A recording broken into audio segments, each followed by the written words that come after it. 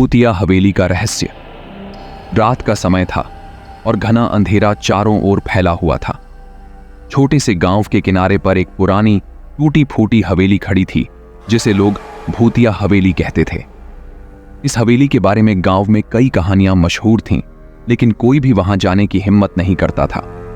हवेली के अंदर से अक्सर चीखें और अजीब और गरीब आवाजें सुनाई देती थीं। एक दिन गांव के 4 दोस्त राहुल, मोहित, आर्यन और सीमा ने फैसला किया कि वो उस हवेली में जाकर सच्चाई का पता लगाएंगे। लोगों की चेतावनियों को नजरअंदाज करते हुए उन्होंने रात के समय हवेली में जाने का फैसला किया। जब वो हवेली के पास पहुंचे तो हवेली का दरवाजा अजीब सी आवाज करते हुए अपने आप खुल गया। अंदर का माहौल ठंडा और भयानक था। दीवारों पर जाले लटक रहे थे और फर्श पर धूल की मोटी परत बिछी हुई थी। हवेली के अंदर घुसते ही उन्हें एक अजीब सी गंध महसूस हुई, जैसे वहां कुछ सड़ा गला हो। अचानक हवेली के एक कोने से धीमी धीमी हंसी की आवाज आने लगी।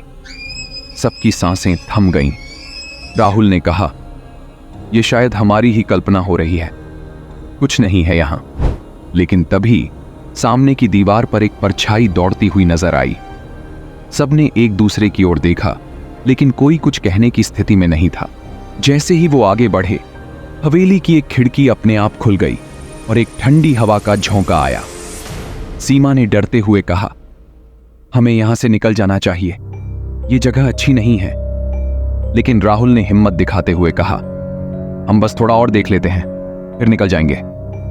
वे हवेली के सबसे पुराने कमरे में पहुंचे, जिसे लोग मौत का कमरा कहते थे। कमरा ठंडा और अंधकारमय था। तभी अचानक दरवाजा जोर से बंद हो गया और कमरे में चारों ओर से अजीबोगरीब आवाजें गूंजने लगीं। दीवारों पर खून से लिखे हुए अजीब चिन्ह दिखाई देने लगे और हवा में एक डरावनी सरसराहट फैल गई। मोहित घबराकर चिल्लाया, ये जगह शापित है, यहां कोई भूत है। तभी कमरे के कोने से एक आकृति बाहर आई। वह एक बूढ़ी औरत की आत्मा थी, जिसकी आंखों में भयंकर गुस्सा और दर्द दिखाई दे रहा था। उसने सबको घूरते हुए कहा, तुम लोगों ने मेरी शांति को भंग किया है, अब कोई भी इस हवेली से जिंदा बाहर नहीं जाएगा। आत्मा धीरे धीरे उनकी ओर बढ़ने लगी। सभी ने डर के मारे भागने की कोशिश की, लेकिन दरवाजे बंद हो चुके थे। हवेली की भूतिया शक्ति ने उन्हें घेर लिया था।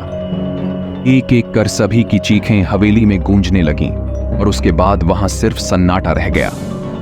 अगली सुबह गांव वालों को हवेली के बाहर चारों दोस्तों का कोई सुराग नहीं मिला।